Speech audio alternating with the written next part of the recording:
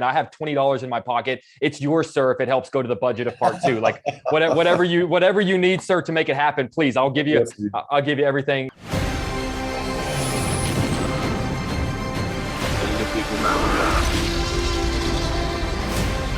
Where we're going, we don't need roads. The film is an absolute masterpiece. I'm such a fan of your work, sir. So I'm going to jump into this, what we were just talking about. You know, one of the big mantras that hangs over this book is that fear is the mind killer. So for you as a director, what was the part of making this movie that you feared the most going in? And how did you, for lack of a better word, like keep it from killing you? Yeah, but the thing is that my biggest fear was not to be faithful to the dream I had as a teenager. It can sound strange, but it's just that I love that book so much when I read it. It's by far one of my favorite books of all time for me, and I wanted to make sure that the deep hardcore fan I was would be pleased with the adaptation. Meaning that, and I was thinking about all the others fans, all the other people that had read and loved the book so much, and I want to make sure that people would feel a deep connection with the book, with its poetry, with its meaning, with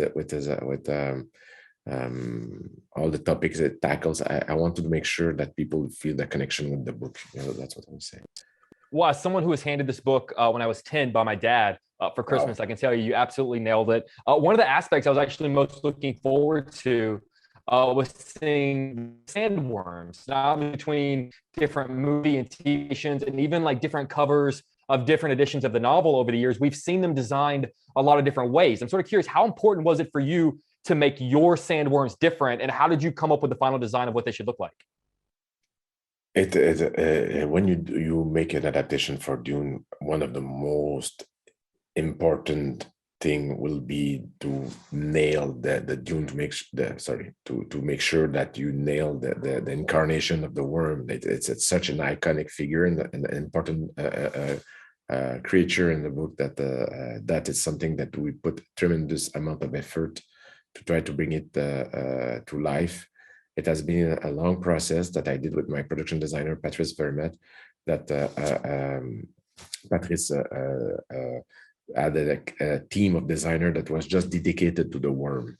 And we worked for months and months and months, tons of drawing. We were looking for, the way we did it is that we approach it with the same spirit that Frank Herbert approached ecology, which means that trying to have a high level of realism and deep connection with its environment, and to bring some kind of feeling of prehistoric feeling to it, and something that would inspire a sacred quality to it, like it was all about the present, creating it. It was a very long journey to create the worm, but I'm pretty proud about what we came with at the end. They're beautiful. They're giving me the wrap. I can't imagine living in a world where we don't have part two. Can you guarantee me, can you promise me that we're going to get part two? No, I can't, unfortunately. I would love to, but it's out of my in my power to greenlit a movie, unfortunately. But I will say this. I will say that the good news is that Warner Brother and Legendary love Dune Part 1.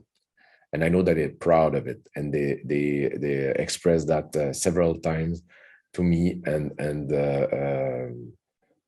hopefully the movie will be welcome and enough so the generate enough enthusiasm that I will have the chance to follow the character in the second half of this story.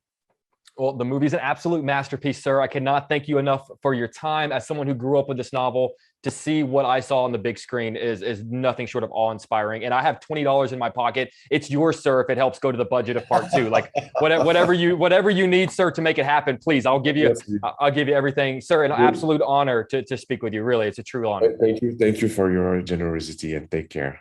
All right, take care.